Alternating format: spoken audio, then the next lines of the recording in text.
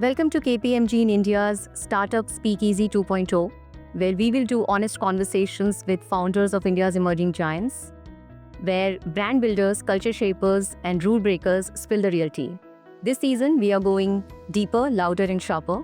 I'm your host, Somika Agarwal, and today we'll spill the tea with Dhruv Kohli, founder of Boba Bhai.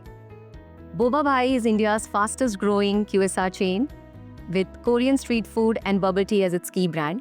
And in a very short span of time, they have grown to 5 crore monthly run rate, 70 plus outlets, 1.3 lakh plus monthly orders. And Dhruv is clearly building a Gen Z powerhouse with a desi soul and a global flavor. Welcome to the show, Dhruv. Thanks, Amita. Lovely to have you here. Thanks a lot. Tell us a little bit about yourself. We'll start with basics and then we will get to the business. A little bit about myself, Somika. Born up in India, brought up in Australia. So I migrated to Australia with my parents, when I was like 12 years of age. Spent over about 16 years in Australia. And then I decided to move back to India about 2.5 years back, right? Did all my schooling and education there. This is my fourth venture. I did my last 3 ventures in Australia and also got a chance to expand it over to UK and US. Was honored to be part of Forbes 30 Under 30 Asia last year. Super. And, I've done a lot of work in QSR. And in fact, this is my second stint in QSR. So that's a little bit about me, what I'm doing for last, 30 years of my life and, still more to go. Sure. I think your experience is clearly showing in what you're building out here. So tell us about how you came up with this idea of Boba Bhai. Was it really a midnight craving or was this an idea that refused to stay bottled up? See, I built my last QSR overseas and, as I told you that I was staying in Australia. So in Australia, bubble tea has a huge culture. Like every 500 meters, you'll find a bubble tea shop. That was a go-to drink after school, right? Like, we didn't have tea or coffee. Was like, as a kids, we were going and having that, in the Australia summer, having that chilled bubble tea. So same thing was in UK. But when I came over to India, and, I realized that India is still running on chai and coffee and all that stuff. And our population as a country is all Gen Z, millennials, like a lot of our population is on that. And, there is not much innovation happening in the cold beverage space. So why not bring something different? So started a small experiment in 2023. I started a cloud kitchen from my home, serving some bubble teas and all that stuff. So I used to do a lot of experimentation, call over my friends and say, try this, try that and all that stuff. That's how it all originated. So we started experimenting in July 2023. And then, where we started cloud kitchen from my home, serving some orders on the online platforms and everything. And then, in September, we realized there's a potential on it. We registered a company in October and fast forward today, here we are. Super. I think great journey. And this was exactly the time when India was seeing a lot of Korean wave in terms of K-pop, K-drama, K-beauty, of course. Yes. And while everyone was watching Korean drama, but no one was offering the food experience to match that excitement. So Dhruv, you have really come up with a very unique name, Boba Bhai. Boba, of course, all of us have associated with bubble tea, but Boba Bhai for the Indian market. Give us a little bit sense, how did you come up with this? See, the thing is that everybody, when people try to build a global cuisine in India, they try to put a very fancy English name and all that stuff, right? So very clear from day zero, ki we are building a brand for Indian Bhat, right? And we are building for Gen Z and millennials. So it has to be associated with India only. It shouldn't look like some other foreign brand just entered India and all that stuff. It has to be like homegrown. And Gen Z and millennials call about, to everybody, bhai, bro, and all that stuff. Sure. So we said, while boba is a very English word, and people already know what bubble tea, and why don't we also ensure that this is a purely Indian homegrown brand? So we, instead of bro, we said, let's put Boba Bhai. It looks catchy, it's quirky. People want to, call their friends that, right, and everything. And even when we go overseas tomorrow, people recognize it's an Indian homegrown brand, right? So I think that's something, inspired us. We started the experiment, people started loving it, and, now everybody, and it is very catchy. So people, and you always want to put a name that people can't forget. So sure. This is clearly an unforgettable name. Exactly. So that's what we sort of, came up with it, and then it has such sort of, and plus also our mascot, right? Like our mascot is made in the form of bhai, like it has some gold chain and, with a bubble tea cup and all that stuff. So that's what Gen Z and millennials love. And we wanted to not only sell them the product, but also sell them the culture, sell them the association that they have while drinking the product. Okay. So did you have a particular cultural insight which you brought into this when you were launching this? So two things, right? So as bubble tea originated from Taiwan, right? Yeah. One And not many people know this. exactly. So one thing we have seen is that while bubble tea originated from Taiwan, it is very popular among India's Gen Z and millennials because of the Korean influences. Like the Korean influences promoted very heavily and all that stuff. So we sort of did take some benefit of that K wave that was running in India and all that stuff. We realized one thing: ki India is a very food and drink heavy nation. Like here, we don't see people walking with the soft drinks and as opposed to America and other countries. So if we have to make bubble tea successful, so if you look at overseas, right, bubble tea is very standalone drink. People go and take away and all that stuff. But India, people prefer something to eat alongside with it. Yeah. So he said, what should we pair with so that, it becomes a full wholesome meal for the customers, right? Sure. So we then came with the idea that, bubble tea is famous among India's Gen Zs because of the Korean culture. So why don't we pair with the Korean street food? So we started pairing bubble teas with the Korean street food. Like, that includes the likes of, Korean fried chicken burgers and the veg range as well. Yeah. So that's how the whole combination came in and all that stuff. And seeing into the market, see, India has witnessed bubble tea even 10 years ago as well. Yeah. But one gap we realized here that nobody was building a brand on it. Everybody was building a cafe and, the product was super expensive. So how can we build it very affordable and, very product that can be suited to Indian taste palette and how we use the Indian origin teas as opposed to just importing everything. So I think that worked in our favor. Oh, so lovely. And not many people have actually thought about this until this came to the real light. In that. Exactly. So all the best with that. We see that you have QSR outlets. You have also ready to drink teas on the quick commerce platforms. You also have a cloud kitchen where you're serving through delivery platforms, the likes of Zomato. Give us a complexion of your business. How are you thinking about building this out? Are you thinking of building in all three verticals, or how's your strategy around it? We are a consumer brand, and I feel like as a founder, every touch point where I can be available for my customer, it is the best. Sure. If my customer is going to office, I should be available there. If my customer is going on QCom platforms, I should be available there. If customer is going on delivery platforms, I should be there. If you happen to be in a mall, you happen to be in a high street, I should be there, right? And that's why we also operate a lot of our outlets 24/7. So whenever you crave for bubble tea or a Korean food, we are there for you. And I would say that, while they may be separate channels and all that stuff, as a company, we see all of them as a channel of distribution. It's a one product. It's just getting distributed in different forms. Sure. Okay. And as of today, which of these verticals are playing out better for you? See, everyone has a role to play, right? Of course, we started with a cloud kitchen model, but we have a very different model. So we don't want to become a cloud kitchen company. We were very clear from day zero. The reason we started with a cloud kitchen was that normally we see the restaurants go down the drain because they spend a lot of money on capex and then they realize the location is not good or we are not making money. So when we started this business, and of course, when we are raising money, every investor has this thought, right? Like, what happens if the location don't work out and all that stuff. So the goal there was that how do we mitigate this risk? Nobody is right or wrong answer to that. So we came with the strategy that why don't you open a cloud kitchen, right? Because cloud kitchen has less capex. You're not spending on the interiors. You just equipment and all that stuff. And let's say if it doesn't work, you're not tying into big leases. You can move into different locations and all that stuff. So we started with a model. Let's say every location that we want to open physical, let's open a cloud kitchen first. Sure. We went in, like, for example, Koramangala region where we opened our first cloud kitchen. We opened a cloud kitchen and then we started serving to the customers. Three things it benefited us. It helped us to learn that, customer feedback, how the customer thinks about the product.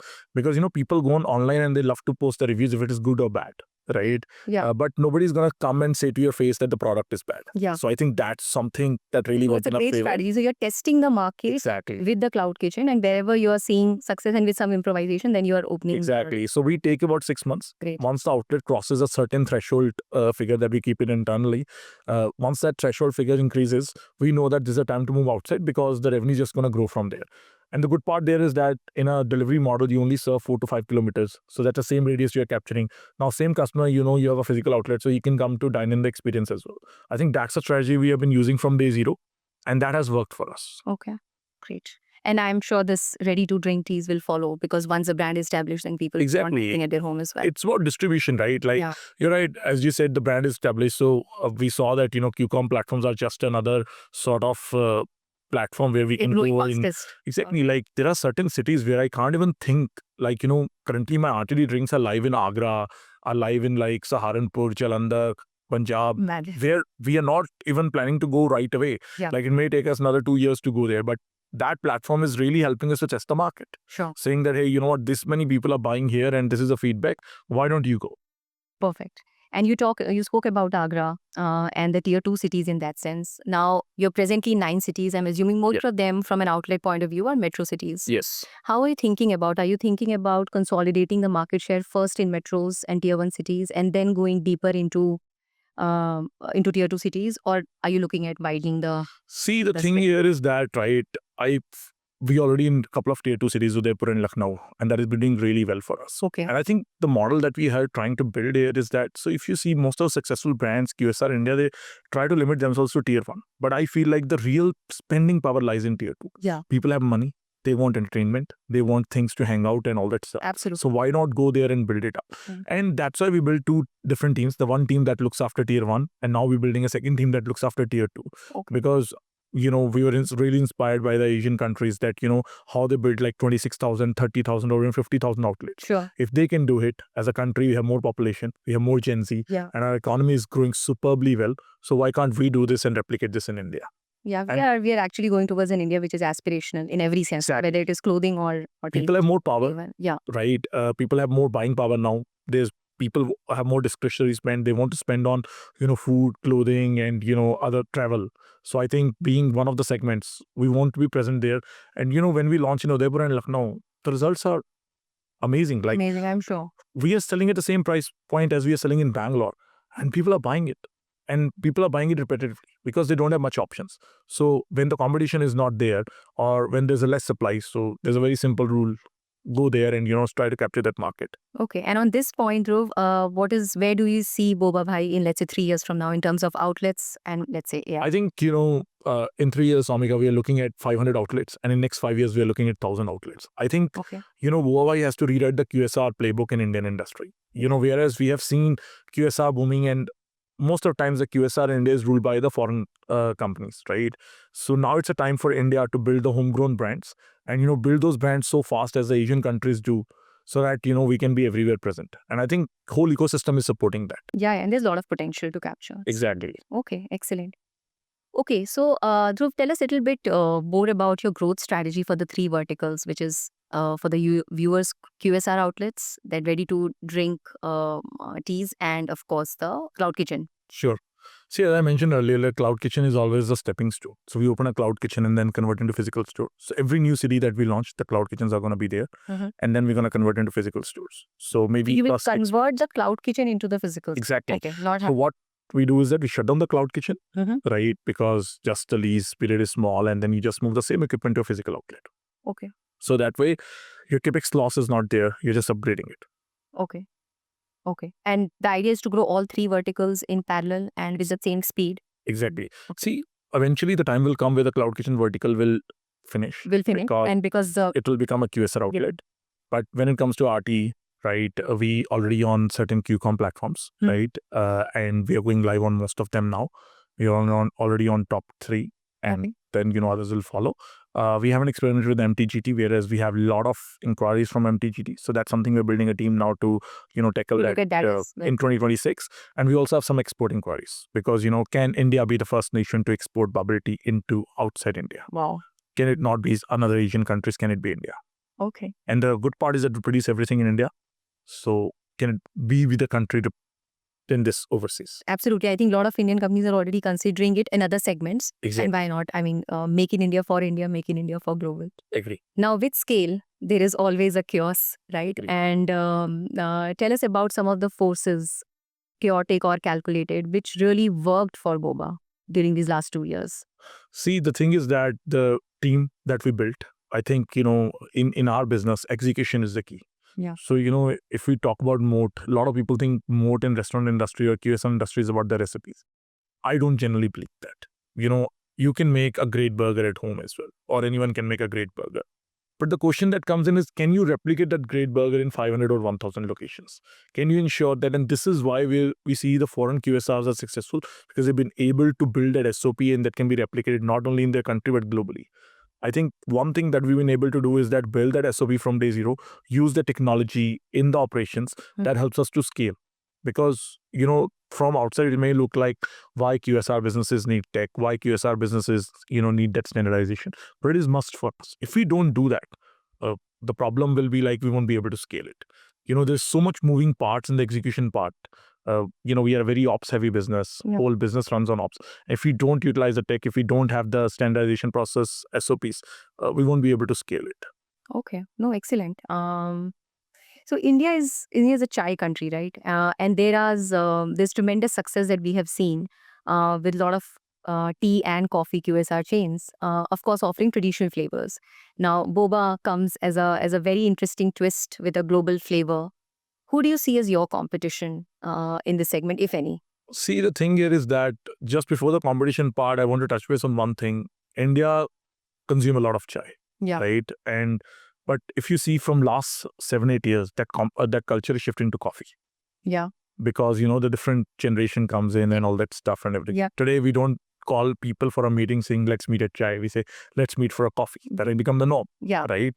And even if people who don't like coffee, they want to drink coffee because they think, hey, it looks trendy and I want to drink it. Absolutely. And the audience that we are targeting, like we are targeting the future Gen Z and millennials. When they go in, they need something else, right? And specifically, I think as a country, we are going towards more tropical in nature as a weather. Yeah. Right. Yeah. So we are more hotter than cold Yeah. now. So we need cold drinks. Exactly. And we are not soda country. Exactly. That we need soda. And the other thing here is that, like, specifically in India, where people prefer, like, something cold and all that stuff. And that's where in bubble tea also we have blended traditional flavors. Like in Boba Bhai, you will get your jamun kala khatta bubble tea, your chili guava, your kokum, all that stuff. So while we built the Gen Z and millennial brand, we want to also ensure that, that India's traditional flavors also, because we don't want them to lose in that, noise and all that stuff. So you always want to keep them close to the heart.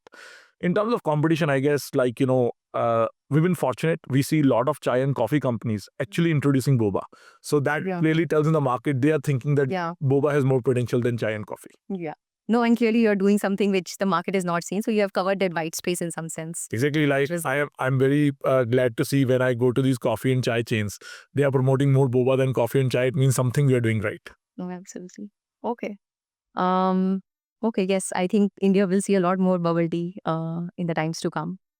As you're scaling, there's always a constant tension about retaining your brand's cultural identity and meeting the financial expectations. And you have investors on your cap table, so there must be pressure in terms of looking at revenue growth and at the same time profitability as well. Now, how are you navigating through this, and where which are the tough calls that you sometimes tend to take? See, one thing we have realized in our business, we are in a consumer business. If our unit economics don't sit, there's no point to do a business. That's something we are clear from day zero. So basically, 90 to 95% of stores that we run today are profitable. Right? While there may be some burn on the company level, because of course we are spending in R&D and then, hiring the right talent. But at a store level, we are profitable. And we always want to continue that. And coming to our investors, one thing our investors always focus is on how can we grow this, right? While ensuring that the burn is not much, but also capture the market share. Because I think for next 5 years, the goal is to capture the market share, but at the same time, make sure our unit economics don't turn negative. So currently our unit economics is profitable and we want to maintain that. And that's what's working for us. So while we are growing, we are not growing at the cost of burn. Okay. So you're saying store level profitability is absolutely maintained. Yes. And we don't compromise on that. Like if there is no store level profitability, there is no point to do a business. Because my simple thought is that after doing multiple ventures, if you cannot maintain the unit economics right from day zero, you just cannot maintain after 3 years. Like I can go to my investors and say, I'm doing this today, but 3 years later, I can maintain the unit economics. It's very hard. If you are profitable now, the thing is that you'll see some jumps in profitability because, your unit economics will get better and better. But having a negative unit economics to be in a consumer brand doesn't make sense. And as a business, we don't believe in it. Sure. Okay. And in the current times, there are a lot of QSR chains which have done well, and some of them have also been consolidated now by private equity players. Yes. If I were to ask you, which is that one company which in your view has really cracked the QSR model in India well, both in terms of scale, profitability, and at the same time retaining its brand identity, taste, flavor, experience for the users? Who do you think it is? I think Wow Momo has done well, right? Okay. I have a huge respect for Vamos, the way they have built a business, right? And they also went for a niche. Exactly. And I love Start with. they picked up a category and they built that category so huge. Yeah. So I have a huge respect for that. Okay, great. And yeah, Wow Momo is a classic example because when they launched, people thought Momo is a very probably niche small category, but they expanded it to various subsegments. Exactly. So, okay. Great. We'll move to the next section, which is a little more candid Sure. conversation. You appeared on national TV for your first pitch. Tell us about that experience. How did it feel? What were the first few moments presenting your idea, which was so unique and so new for the Indian community? See, the thing there was that I still remember when I entered, like, the stage, the first 30 seconds is like, always that something inside your heart running in that way you are, representing a billion of people. What if something went wrong and all that stuff? But I would say, the judges, they make you feel very comfortable and all that stuff. And I think, because we knew our numbers on tips and all that stuff, that made the job easier and all that stuff. And I think one thing that made us made our life easier is that they've heard about us in the market and all that stuff. So they were already, like, if you see in the pre-episode as well, that they were already excited about it. They already know the brand. So I think that gives a comfort level. But it was an experience that I think I can never experience again in my life. Right? And you got the check as well. Yes, we got the checks as well. And it is something that, once it is done, you don't know that the feeling you get after that is like crazy. Like, and the recognition you get, that's crazy. Yeah. No, I think that was a great platform for a lot of founders, and clearly your pitch was great. I saw it personally as well. Okay, tell us a little bit about your team as well, Dhruv, for our viewers. How did you set this up in terms of your founding team and how you're ramping up? Because talent in India is also difficult, especially in the startup ecosystems. Exactly. So see, there is 4 to 5 key members in my team, right? My head of marketing and design, which is led by my wife. So she's sort of co-founder at home, and then she leads. So she's the one who built all this. And then we got somebody who's my CXO, and he's responsible for running the ops pan India. But these are the guys who have been with me from day zero, right? Like, they are there from day zero. They know how I work. I know how they work. And so, there's a lot of, so we have this 5-6 people in our key executive team that, they're from day zero. And, these are the people that I would say is the backbone of the company, when it comes to that. Lovely. And they are the ones, who are putting as much effort as I am putting to make this business successful. Okay. What is that one bold move or risky bet that you have taken, which seemed very risky and challenging on the day that you have called it out, but eventually it worked very well and was in a way behind Boba's success today? See, the thing that if you see, most of the traditional bubble tea chains were only focused on boba. Even overseas now, you go to any Southeast Asian country. Tea Live and I think everywhere. Tea Live, and then, likes of, Mix You in China and all that stuff. Everybody's focused on that. So one thing we always wanted to do different is that we wanted to pair food with bubble tea. Now nobody has food with bubble tea. Nobody has ever tried in the world. Because bubble tea is a grab and go drink. Yeah. So it's a small formats and everything. You don't need a hot kitchen. And hot kitchen is expensive, like when you try to put a hot kitchen. So we said, we're going to go in and pair bubble tea with the food. And if you look at the milkshakes or, coffee brands, they don't do much food as well. Yeah. Now some of them started trying to do it, but mostly focused on beverages. So we spent on that, and we said, while people see this as a bubble tea brand, right, but people need to start seeing it as a Korean QSR brand. So I think we sort of redefine our vision, redefine the, product offering and all that stuff about 1.5 years back. And that could have gone either side, exactly. Right? That was a call which could have just gone. And that really, I would say, has made us the company where we are sitting today. And people are not only coming to us for bubble tea today, people are coming to us for food as well, right? And I always learned one thing in the QSR.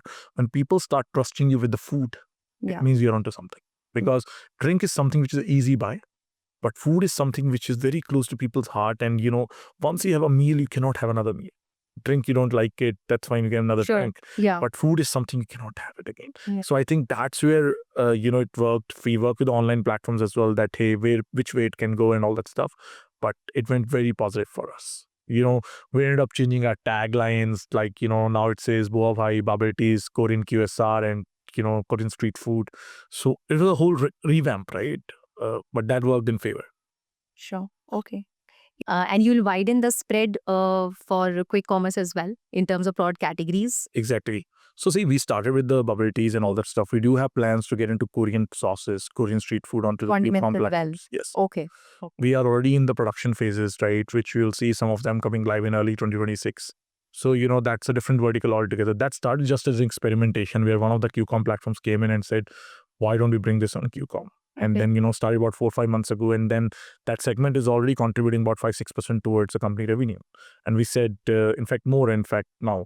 And the goal here is that how do we grow this more? Like, can this in a year, can this business become 20-25% of the overall business? Yeah. And for that, we need to launch categories, we need to launch products. And I think now we are building a team who can do this. Yeah. And I think from a profitability point of view, this would probably be a better margin segment if at a certain scale. Exactly. Right? Because you build brand through retail Exactly. outlets and then you capitalize on it with the products. And see, the goal here is that it has less operational challenges. There's more distribution game, Correct. right? Whereas the QSR is a more, execution driven. Yeah. Whereas QCOM is more distribution game. Absolutely. So yeah, good volumes and scale can come from this. Yes. Like you can launch in like 200 cities in India, like at a blink. Yes. Okay. And give us a sense about your manufacturing. Everything you said in-house, is it?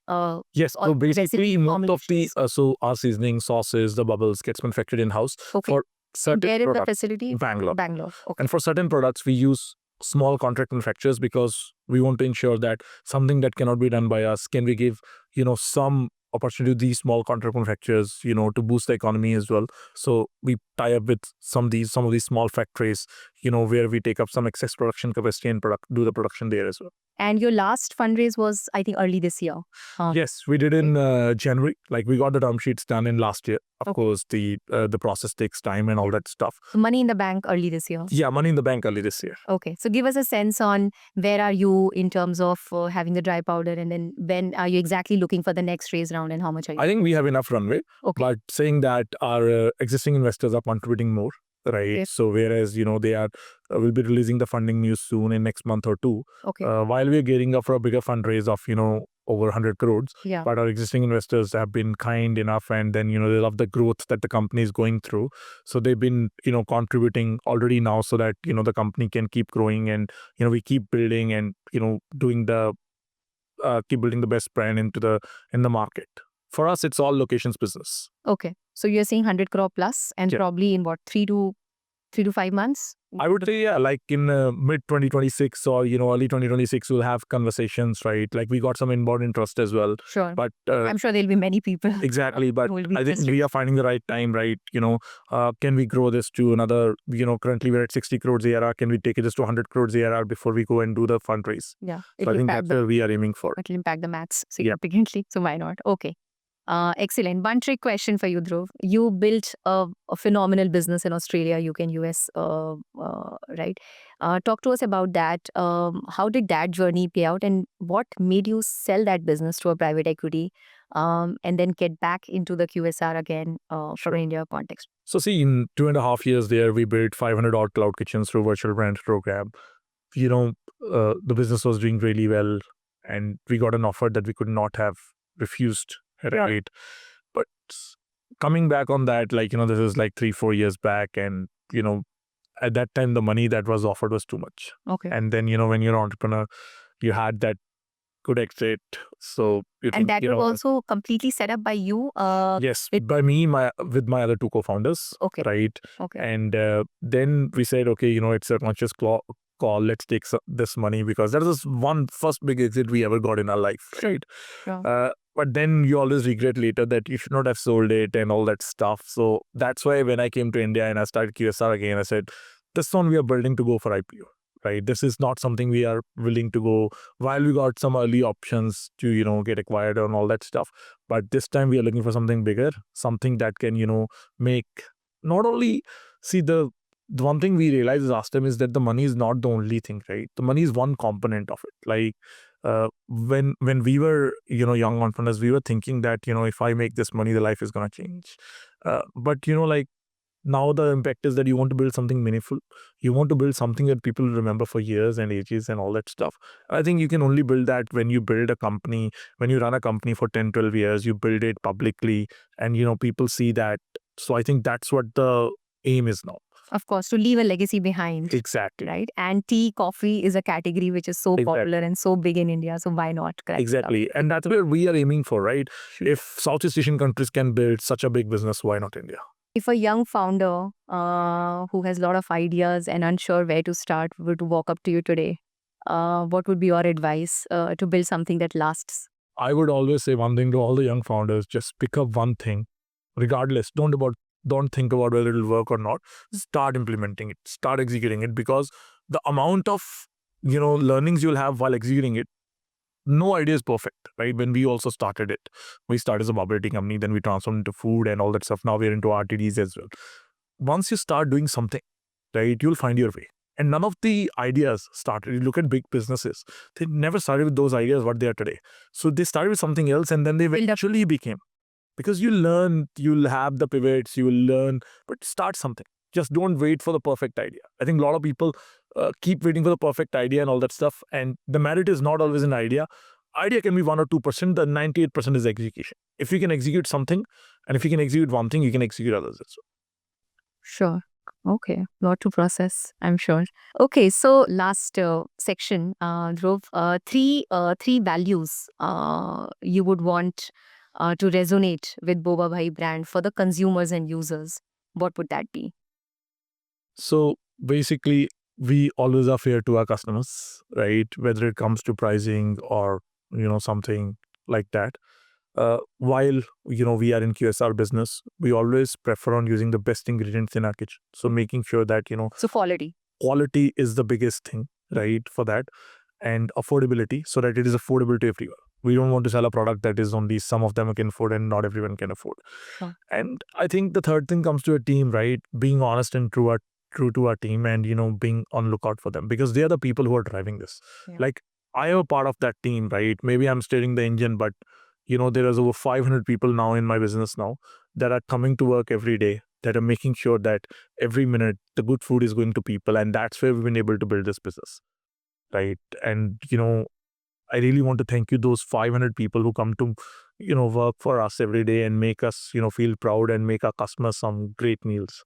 No, so well said. And I think the last point which you said, which is focusing on your team, that makes a company an enterprise. Exactly. And we wish you all the best, Dhruv, in your journey. And we are crazy users of your brand. And good luck with the company and the brand. Thanks. Look forward to seeing the success of Boba Bhai. Thank you. Really appreciate it. Thank you.